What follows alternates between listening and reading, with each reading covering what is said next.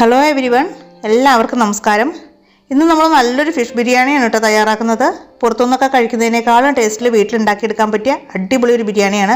ഈ ക്രിസ്മസ് സ്പെഷ്യലായിട്ടൊക്കെ എല്ലാവർക്കും വീട്ടിലുണ്ടാക്കാൻ പറ്റിയ കിടിലൻ ടേസ്റ്റുള്ള ബിരിയാണി തന്നെയാണ് കേട്ടോ. അപ്പോൾ ഇതെങ്ങനെ തയ്യാറാക്കണ്ടേ നോക്കിയാലോ.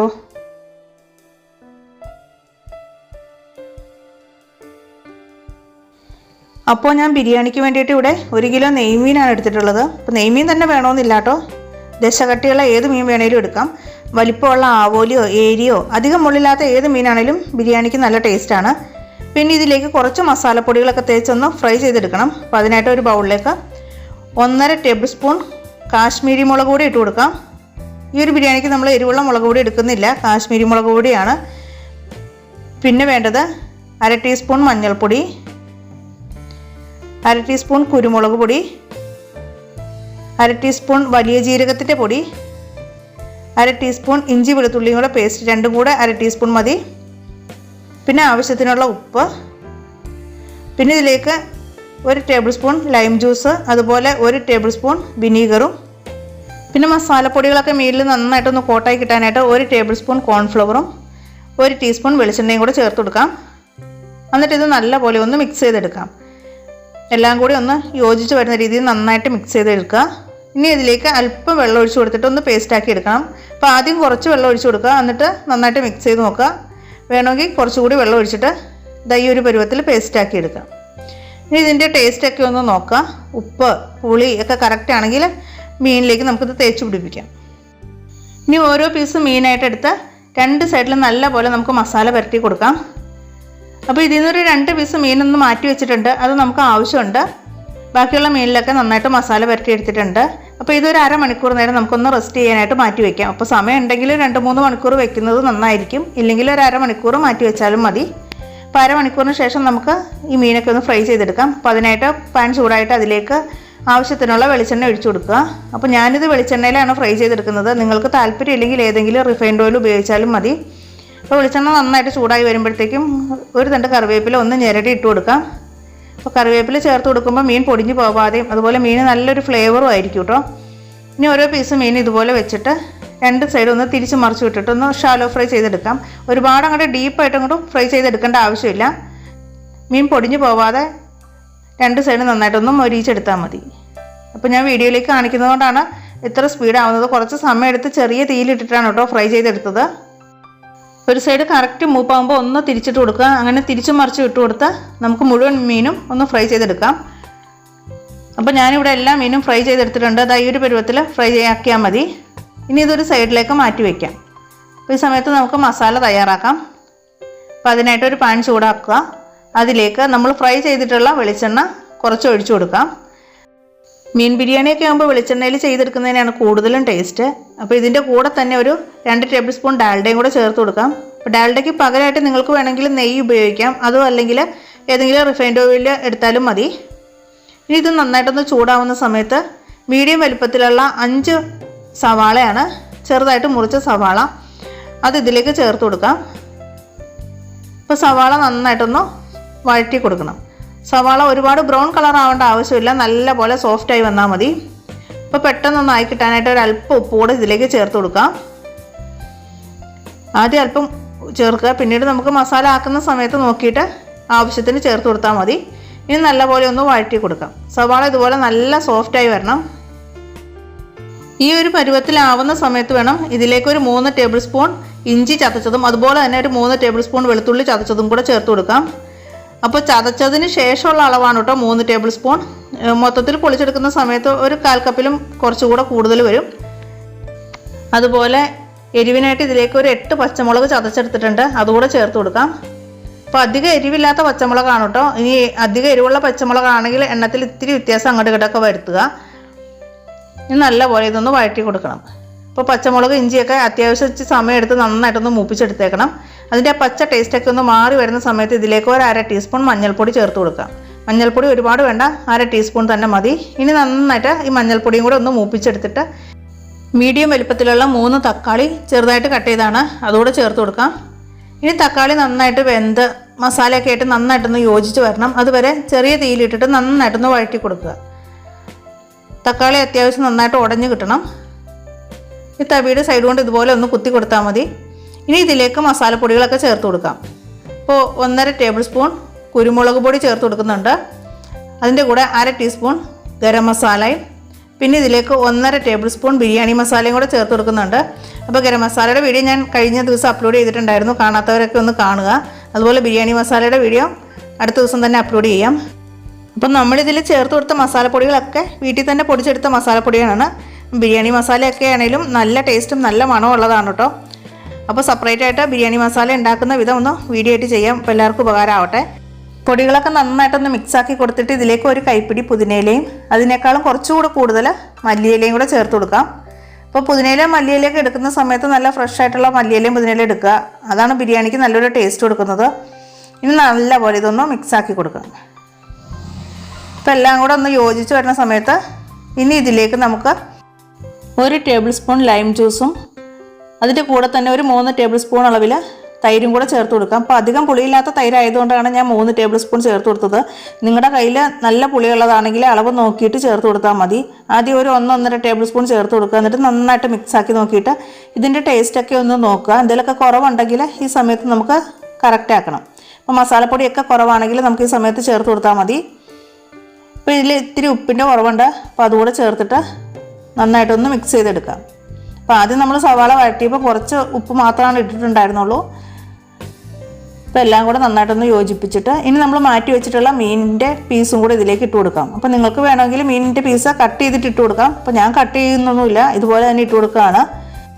ഇനി ഈ മീൻ മസാലയിൽ നന്നായിട്ടൊന്ന് പൊതിഞ്ഞ് മിക്സ് ചെയ്തെടുക്കുക. ഇപ്പം മീൻ വെന്ത് ഉടഞ്ഞു പോയാലും കുഴപ്പമൊന്നുമില്ല. ഇത് നമ്മൾ നന്നായിട്ട് ഉടച്ചെടുക്കുന്നതാണ്. നമ്മുടെ മസാലയ്ക്ക് മീനിൻ്റെ നല്ലൊരു ടേസ്റ്റ് കിട്ടാൻ വേണ്ടിയാണ് ഈ സമയത്ത് 2 പീസ് മീൻ ചേർത്ത് കൊടുത്തത്. പടി പിടിക്കാതിരിക്കാൻ വേണ്ടി ഒരു 1/4 കപ്പ് ചൂടുവെള്ളവും കൂടെ ഇതിലേക്ക് ചേർത്ത് കൊടുക്കാം. എന്നിട്ട് ഒന്നുകൂടെ നന്നായിട്ട് മിക്സ് ചെയ്ത് കൊടുക്കുക. ഇനി ഒന്ന് ആവി കയറി വന്നാൽ മതി. ഒരുപാട് സമയമൊന്നും വേവണ്ട. മീനായതുകൊണ്ട് പെട്ടെന്ന് അങ്ങോട്ട് വെന്ത് കിട്ടും. അപ്പോൾ ഒന്ന് അടച്ചു വെച്ചിട്ട് ഒരു 2-3 മിനിറ്റ് നമുക്ക് നന്നായിട്ടൊന്ന് ആവി കയറ്റിയെടുക്കാം. ഇപ്പോൾ ഒരു 3 മിനിറ്റ് കഴിഞ്ഞിട്ടുണ്ട്. ഇപ്പോൾ നമ്മുടെ മീനൊക്കെ നന്നായിട്ട് തിളച്ച് തുടങ്ങിയിട്ടുണ്ട് സൈഡിൽ നിന്നൊക്കെ. ഇനി നന്നായിട്ടൊന്ന് മിക്സാക്കി കൊടുക്കുക. അപ്പോൾ ഈ മീൻ നന്നായിട്ടൊന്ന് ഉടച്ചെടുക്കാം. ഇതുപോലെ ഒന്ന് മിക്സ് ചെയ്ത് നന്നായിട്ട് ഉടച്ചെടുക്കണം. ഇനി മസാലയിൽ നിന്ന് കുറച്ചൊന്ന് ഈ സമയത്ത് മാറ്റി വയ്ക്കുന്നുണ്ട് കേട്ടോ. അപ്പോൾ നമ്മൾ ചോറ് ദം ചെയ്യുന്ന എടുക്കുന്ന സമയത്ത് ഇടയ്ക്ക് ഇട്ട് കൊടുത്താൽ നല്ല ടേസ്റ്റാണ്. ഒരുപാടൊന്നും വേണ്ട, ഒരു 2-3 ടേബിൾ സ്പൂൺ മാത്രം മതി. ഇനി നമ്മൾ ഫ്രൈ ചെയ്ത് വെച്ചിട്ടുള്ള മീൻ ഓരോന്നും ഇതിലേക്ക് ഇട്ട് കൊടുക്കുക. അപ്പോൾ മീൻ പൊടിഞ്ഞു പോവാതെ ഓരോന്നായിട്ട് ഇട്ട് കൊടുത്തിട്ട് മിക്സ് ചെയ്തെടുക്കുന്നതായിരിക്കും നല്ലത്. മസാല ഒന്ന് പൊതിഞ്ഞ് ആ മസാലയുടെ ഫ്ലേവറൊക്കെ നമ്മുടെ മീനിലേക്ക് ഒന്ന് ആവുന്ന രീതിയിൽ എല്ലാം കൂടെ ഒന്ന് മിക്സ് ചെയ്തെടുത്താൽ മതി. അപ്പോൾ നമ്മൾ ഫ്രൈ ആക്കിയ മുഴുവൻ മീനും മസാലയിൽ നന്നായിട്ട് മിക്സാക്കി എടുത്തിട്ടുണ്ട്. ഈ ഒരു സമയത്ത് ഇതിലേക്ക് 3 ടേബിൾ സ്പൂൺ കാഷ്യൂ പേസ്റ്റും കൂടെ ചേർത്ത് കൊടുക്കാം. അപ്പോൾ കുറച്ച് കശുവണ്ടി ഒരു 1/4 കപ്പ് വെള്ളത്തിലൊന്ന് കുതിർത്തെടുത്തതാണ്. എന്നിട്ട് നന്നായിട്ട് മിക്സിയുടെ ജാറിലിട്ടിട്ട് അരച്ചെടുത്ത പേസ്റ്റാണ് കേട്ടോ. അപ്പോൾ ഇതുകൂടെ ചേർത്ത് കൊടുക്കുമ്പോൾ ഒരു പ്രത്യേക ടേസ്റ്റും റിച്ച് തന്നെയാണ് കേട്ടോ നമ്മുടെ മസാല. ഇനി മീൻ പൊടിഞ്ഞു പോവാതെ ചെറുതായിട്ട് ഇതുപോലെ ഓരോന്നായിട്ട് എടുത്ത് ഒന്ന് മിക്സാക്കി കൊടുക്കുക. അപ്പം ഫിഷ് ബിരിയാണിയിലൊക്കെ നമുക്ക് ഏറ്റവും കൂടുതൽ ശ്രദ്ധിക്കേണ്ടതെന്ന് വെച്ചാൽ മീൻ ഇതുപോലെ പൊടിഞ്ഞു പോവാതെ ശ്രദ്ധിക്കുക. മീനായതുകൊണ്ട് പെട്ടെന്ന് പൊടിഞ്ഞു പോകാൻ ചാൻസ് ഉണ്ട്. അതുകൊണ്ട് ശ്രദ്ധിച്ച് വേണം ഇത് ഇളക്കി മിക്സാക്കാൻ. അപ്പോൾ മസാല നന്നായിട്ട് മിക്സാക്കിയിട്ടുണ്ട്. ഇനി ഇതിലേക്ക് ഒരു മീഡിയം വലുപ്പത്തിലുള്ള സവാള ഒന്ന് ഫ്രൈ ആക്കി എടുത്തതാണ്. നമ്മൾ ബിരിയാണിക്കൊക്കെ ഫ്രൈ ആക്കി എടുക്കില്ലേ, ആ ഒരു രീതിക്ക് ഫ്രൈ ചെയ്തെടുത്തതാണ്. അത് ഓപ്ഷനിലാണ് കേട്ടോ, ഉണ്ടെങ്കിൽ നല്ലതാണ്. അതുകൂടെ ചേർത്ത് കൊടുത്താൽ ഒരു പ്രത്യേക ടേസ്റ്റാണ്. അപ്പോൾ അതുകൂടെ ചേർത്ത് ഇതുപോലെ ഒന്ന് ചെറുതായിട്ട് മിക്സാക്കി കൊടുക്കാം. നല്ല അടിപൊളി ടേസ്റ്റുള്ളൊരു ബിരിയാണി മസാലയാണ് കേട്ടോ ഇത്. ഇപ്പോൾ നന്നായിട്ട് മിക്സാക്കി കൊടുത്തിട്ട് ഇതിലേക്ക് 1/2 ടീസ്പൂൺ അളവിൽ ബിരിയാണി മസാലയും കൂടെ ചേർത്ത് കൊടുക്കാം. ഫൈനലായിട്ട് ചേർത്ത് കൊടുത്താൽ മതി ലാസ്റ്റ് സമയത്ത്. അതുപോലെ തന്നെ 1 ടേബിൾ സ്പൂൺ നെയ്യ് കൂടെ ചേർത്ത് കൊടുക്കുക. അപ്പോൾ നെയ്യൊക്കെ ചേർക്കുമ്പോൾ നല്ല ടേസ്റ്റ് കൂടുതലാണ്. പിന്നെ ഇതിലേക്ക് ഒരിത്തിരി മല്ലിയിലയും പുതിനയിലയും കൂടെ ഇട്ടിട്ട് ഒന്ന് അടച്ച് വെച്ചേക്കാം. അത്രയേ ഉള്ളൂ, നമ്മുടെ ബിരിയാണി മസാല റെഡി ആയിട്ടുണ്ട്. ഇനി മിക്സ് ആക്കുകയൊന്നും വേണ്ട, ഇതുപോലെ തന്നെ അടച്ച് മാറ്റി വയ്ക്കുക. ഇനി നമുക്ക് റൈസ് തയ്യാറാക്കാം. അപ്പോൾ സാധാരണ നമ്മൾ നെയ്ച്ചോറ് തയ്യാറാക്കുന്നത് പോലെ തന്നെ തയ്യാറാക്കി എടുത്താൽ മതി. അപ്പോൾ ഇതിലേക്ക് ഒരു 2 ടേബിൾ സ്പൂൺ ഓയിൽ ഒഴിച്ചു കൊടുക്കുക. ഞാൻ വെളിച്ചെണ്ണ തന്നെയാണ് എടുക്കുന്നത്.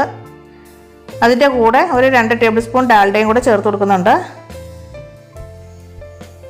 പിന്നെ ഇതിലേക്ക് സ്പൈസസ് എല്ലാം പട്ട, ഗ്രാമ്പു, ഏലക്ക, നമ്മൾ ബിരിയാണിക്കൊക്കെ ചേർക്കുന്ന സ്പൈസസ് എല്ലാം കൂടി ഒന്ന് ചെറുതായിട്ട് മൂപ്പിച്ചെടുക്കുക. നല്ല മൂത്ത മണം വരുന്ന സമയത്ത് ഇതിലേക്ക് ഒരു പകുതി സവാള, ചെറിയ സവാളയുടെ പകുതിയാണ് ചെറുതായിട്ട് മുറിച്ചത്, അതുകൂടെ ചേർത്ത് കൊടുക്കാം. എന്നിട്ട് ഒന്ന് വഴറ്റി കൊടുക്കുക. അപ്പോൾ സവാള ഒന്ന് മൊരിഞ്ഞു പോകുമൊന്നും ചെയ്യരുത്, ചെറുതായിട്ടൊന്ന് വഴന്ന് കിട്ടിയാൽ മതി. നന്നായിട്ട് വഴന്ന് വരുന്ന സമയത്ത് ഇതിലേക്ക് 4 കപ്പ് അരി, ജീരകശാല റൈസാണ്. അപ്പോൾ ഇത് ഞാൻ കുതിർത്തിട്ടൊന്നുമില്ല. നമ്മൾ നാട്ടിലൊക്കെ റൈസ് കുതിർക്കേണ്ട ആവശ്യമൊന്നുമില്ല. ഇപ്പോൾ പുറത്തൊക്കെ താമസിക്കുന്നവരാണെങ്കിൽ അവിടെ കിട്ടുന്ന റൈസ് ഒരു 10-20 മിനിറ്റ് നേരം ഒന്ന് കുതിർത്ത് വെച്ചാലാണ് കറക്റ്റായിട്ട് വെന്ത് കിട്ടുള്ളൂ. അപ്പോൾ നാട്ടിൽ കിട്ടുന്ന റൈസ് അങ്ങനെ കുതിർത്ത് വെച്ച് കഴിഞ്ഞാൽ വല്ലാണ്ട് വെന്ത് പോവും. അപ്പോൾ നന്നായിട്ട് റൈസൊക്കെ ഒന്ന് വഴറ്റി കൊടുത്തതിന് ശേഷം ഇതിലേക്ക് 7.5 കപ്പ് വെള്ളവും കൂടെ ചേർത്ത് കൊടുക്കുക. അപ്പോൾ 4 കപ്പ് റൈസിന് 7.5 കപ്പ് വെള്ളമാണ് കേട്ടോ എടുത്തിട്ടുള്ളത്. അപ്പോൾ നമ്മൾ ദം ചെയ്തെടുക്കുന്നതുകൊണ്ട് തന്നെ 1/2 കപ്പ് വെള്ളം കുറച്ചാണ് ചേർത്തേക്കുന്നത്. ഇപ്പോൾ ഗീ റൈസായിട്ട് നമ്മൾ തയ്യാറാക്കുകയാണെങ്കിൽ 8 കപ്പ് വെള്ളം തന്നെ വേണം. അപ്പോൾ ഇതുപോലെ ആവശ്യത്തിന് ഉള്ള ഉപ്പും, പിന്നെ ഇതിലേക്ക് 1 ടേബിൾ സ്പൂണോളം ലൈം ജ്യൂസും ചേർത്ത് കൊടുക്കുക. പിന്നെ മല്ലിയില, പുതിനയില, കുറച്ച് ക്യാരറ്റ്, ഇതൊക്കെ ഓപ്ഷനിലാണ്, വേണമെങ്കിൽ മാത്രം ചേർത്ത് കൊടുത്താൽ മതി. അതുപോലെ തന്നെ നാരങ്ങയുടെ കുറച്ച് സ്കിന്നൂടെ ഇതുപോലെ ചേർത്ത് കൊടുക്കുക. ഒരു പ്രത്യേക ഫ്ലേവർ കൂടുതലാണ്. അപ്പോൾ നന്നായിട്ട് മിക്സ് ആക്കിയിട്ട് ഇനി അടച്ച് വെച്ചിട്ട് വേവിച്ചെടുക്കാം. സാധാരണ നമ്മൾ ഗീ റൈസ് തയ്യാറാക്കുന്നത് പോലെ തന്നെ. അപ്പോൾ ഇടയ്ക്ക് ഒന്ന് ഇതുപോലെ ഒന്ന് ഇളക്കി മിക്സ് ചെയ്തിട്ട് കൊടുക്കുക. അപ്പോൾ വെള്ളമൊക്കെ ഏകദേശം ഒന്ന് വറ്റി തുടങ്ങിയിട്ടുണ്ട്. മൊത്തത്തിൽ നന്നായിട്ടൊന്ന് മിക്സാക്കി കൊടുത്തിട്ട് ഈ സമയത്ത് ഇതിലേക്ക് 1 ടേബിൾ സ്പൂൺ നെയ്യ് കൂടി ചേർത്ത് കൊടുക്കാം. അപ്പോൾ ഇപ്പം നെയ്യ് നമ്മൾ ചേർക്കുമ്പോൾ ചോറിൻ്റെ ഒരു പ്രത്യേക ടേസ്റ്റുമാണ്. അതുപോലെ ആ ചോറിനൊക്കെ നല്ലൊരു എണ്ണമയൊക്കെ ഉണ്ടാവും. ഇനി മിക്സ് ചെയ്യൊന്നും വേണ്ട, ഒരു 5 മിനിറ്റും കൂടെ നമുക്കൊന്ന് അടച്ചു വെച്ച് കംപ്ലീറ്റ് വെള്ളവും വറ്റിച്ചെടുക്കാം. ഇപ്പോൾ 5 മിനിറ്റ് കഴിഞ്ഞിട്ടുണ്ട്. ചോറൊക്കെ കറക്റ്റായിട്ട് വെന്തിട്ടുണ്ട്, ഒട്ടും കുഴഞ്ഞു പോയിട്ടൊന്നുമില്ല. നമ്മൾ റൈസൊക്കെ വറുത്തെടുത്തിട്ടുള്ളതുകൊണ്ട് നല്ല ടേസ്റ്റുമാണ് കേട്ടോ. അപ്പോൾ ഈ ഭാഗമൊക്കെ ഞാൻ മുമ്പത്തെ വീഡിയോയിൽ കാണിച്ചിട്ടുള്ളതുകൊണ്ടാണ് റൈസിൻ്റെ കാര്യത്തിൽ ഡീറ്റെയിൽ ആയിട്ട് പറയാത്തത്. ഇനി നമുക്ക് ചോറ് ദം ചെയ്യാം. അപ്പോൾ അതിനായിട്ട് ഞാൻ ചോറ് മറ്റൊരു പാത്രത്തിലേക്ക് മാറ്റി, അതിനുശേഷം ആ പാത്രത്തിൽ അല്പം നെയ്യ് കൂടി ഒഴിച്ചു കൊടുത്തിട്ട് ഒന്ന് സ്പ്രെഡ് ചെയ്തെടുത്തു. ഇനി മസാല മുഴുവനും നമുക്കിതിലേക്ക് ഒന്നാക്കി കൊടുക്കാം. ഓരോ പീസായിട്ട് ആക്കി കൊടുക്കുക. താഴത്തെ ലെയറിൽ മൊത്തം നമ്മൾ മസാല ഫില്ല് ചെയ്തെടുക്കുക. ഇനി അതിൻ്റെ മുകളിലായിട്ട് നമ്മൾ ഫ്രൈ ചെയ്തിട്ടുള്ള സവാളയും അതുപോലെ മല്ലിയില, പുതിനയില ഒരല്പം ഇട്ട് കൊടുക്കുക. ഇനി റൈസ് നന്നായിട്ട് ഇതിലേക്ക് ദം ചെയ്തെടുക്കുക. അപ്പോൾ ആദ്യത്തെ ലെയറിൽ നന്നായിട്ട് റൈസ് ഇടുക. മസാല നന്നായിട്ട് പൊതിഞ്ഞിരിക്കുന്ന രീതിയിൽ തന്നെ റൈസ് ഇട്ടെടുത്താൽ മതി. അപ്പോൾ ഞാനിവിടെ 3 ലെയറായിട്ടാണ് റൈസ് സെറ്റ് ചെയ്തെടുക്കുന്നത്. അപ്പോൾ ആദ്യത്തെ ലെയർ ഇതുപോലെ സെറ്റ് ചെയ്തതിന് ശേഷം അതിലേക്ക് കുറച്ച് സവാള ഫ്രൈ ചെയ്തതും കുറച്ച് മല്ലിയില, പുതിനയില, അപ്പോൾ ഇതൊക്കെ കുറച്ച് മാത്രം ചേർത്ത് കൊടുത്താൽ മതി. പിന്നെ അതിൻ്റെ കൂടെ തന്നെ ഞാനിവിടെ കുറച്ച് ക്യാരറ്റ്, അണ്ടിപ്പരിപ്പ്, മുന്തിരി, ഒരു തണ്ട് കറിവേപ്പിലയും കൂടെ അതിൻ്റെ കൂടെ ഫ്രൈ ചെയ്തിട്ടുണ്ട്. അതും കുറച്ച് മാത്രം ഇതുപോലെ ചേർത്ത് കൊടുക്കുകയാണ്. ഇതൊക്കെ നമ്മുടെ ഇഷ്ടം അനുസരിച്ച് കുറേശ്ശെ ഇട്ട് കൊടുത്താൽ മതി. അപ്പോൾ ഇതിൻ്റെ മുകളിലായിട്ട് നമ്മൾ മുമ്പേ മാറ്റി വെച്ചിട്ടുള്ള ബിരിയാണി മസാലയിൽ നിന്ന് കുറച്ച് അവിടെ ഇവിടെയൊക്കെ ആയിട്ടൊന്ന് സ്പ്രെഡ് ചെയ്ത് ഇട്ട് കൊടുക്കാം. ഒരുപാടൊന്നും വേണ്ട, ഒരിത്തിരി ആ റൈസിന് നല്ലൊരു ഫ്ലേവർ കൂടുതൽ കിട്ടാൻ വേണ്ടിയാണ്. അതുകൂടെ എന്നിട്ട് കൊടുത്തിട്ട് ഇതിലേക്ക് കുറച്ച് നെയ്യ് കൂടെ ഒഴിച്ചു കൊടുക്കാം. അപ്പം നെയ്യുടെ അളവൊക്കെ നമ്മുടെ താല്പര്യം അനുസരിച്ച് ചേർത്ത് കൊടുത്താൽ മതി. ഇനി ബാക്കി റൈസും ഇതുപോലെ തന്നെ സെറ്റ് ചെയ്തെടുക്കാം.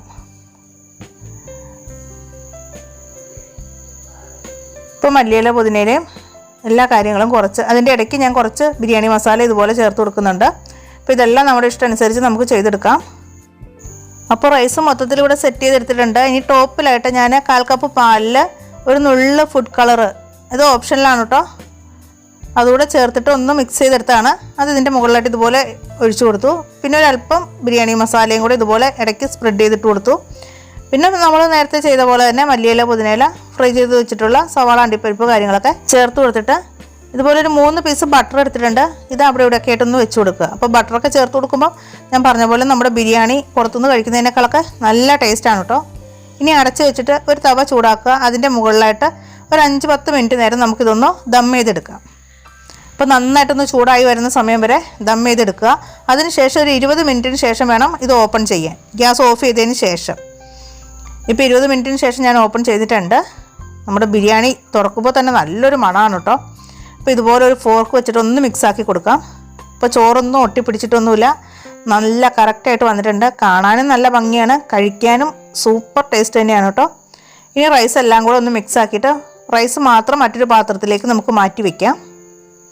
വിളമ്പി എടുക്കാനുള്ള ഒരു എളുപ്പത്തിന് വേണ്ടിയാണ്, മീനൊക്കെ പൊടിഞ്ഞു പോവാതിരിക്കും. അപ്പോൾ മുകളിൽ നിന്നുള്ള റൈസ് മാത്രം ഇതുപോലെ ഒന്ന് മിക്സ് ആക്കിയിട്ട് മാറ്റുക. നമ്മൾ ബിരിയാണി മസാല ഇടയ്ക്ക് ഇത്തിരി ഇട്ടിട്ടുണ്ടായിരുന്നല്ലോ, അതെല്ലാം കൂടെ ഒന്ന് നന്നായിട്ട് മിക്സ് ആവുന്ന രീതിയിൽ മിക്സ് ആക്കി എടുക്കുക.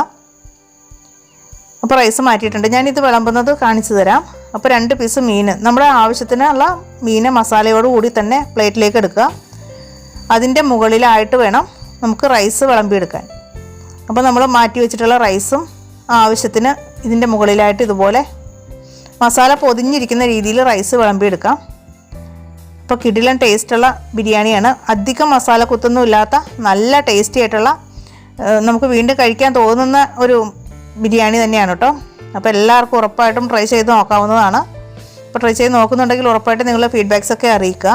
അപ്പോൾ ഇതുപോലെ വിളമ്പി എടുത്തിട്ട് ഇതിൻ്റെ മുകളിലായിട്ട് നമ്മൾ നേരത്തെ ഫ്രൈ ചെയ്ത് വെച്ചിട്ടുള്ള കുറച്ച് അണ്ടിപ്പരിപ്പ് മുന്തിരിയൊക്കെ ഒന്ന് മാറ്റി വയ്ക്കുക. അത് നമ്മൾ റൈസ് ഇതുപോലെ വിളമ്പി സെറ്റ് ചെയ്യുന്ന സമയത്ത് കുറേശ്ശെ ഇതുപോലെ ഇട്ടിട്ട് അലങ്കരിച്ച് നമുക്ക് വിളമ്പാം. അപ്പോൾ ചൂടോടുകൂടി തന്നെ കഴിക്കുക. ബിരിയാണി എല്ലാവരും തയ്യാറാക്കി നോക്കുക. അടിപൊളി ബിരിയാണിയാണ്. അപ്പോൾ എല്ലാവർക്കും ഇന്നത്തെ വീഡിയോ ഒരുപാട് ഇഷ്ടമായി തന്നെ വിശ്വസിക്കുന്നു. ഇഷ്ടമാകുകയാണെങ്കിൽ ഒന്ന് ലൈക്ക് ചെയ്യുക. അതുപോലെ നമ്മുടെ ചാനൽ ഇതുവരെ സബ്സ്ക്രൈബ് ചെയ്തിട്ടില്ലെങ്കിൽ മടിക്കാതെ ഒന്ന് സബ്സ്ക്രൈബ് ചെയ്ത് സപ്പോർട്ട് ചെയ്യണേ. അപ്പോൾ ഇന്നത്തെയും പോലെ നല്ല അടിപൊളി വീഡിയോയിൽ വീണ്ടും കാണാം. അതുവരെയും താങ്ക്സ് ഫോർ വാച്ചിങ്. ബൈ.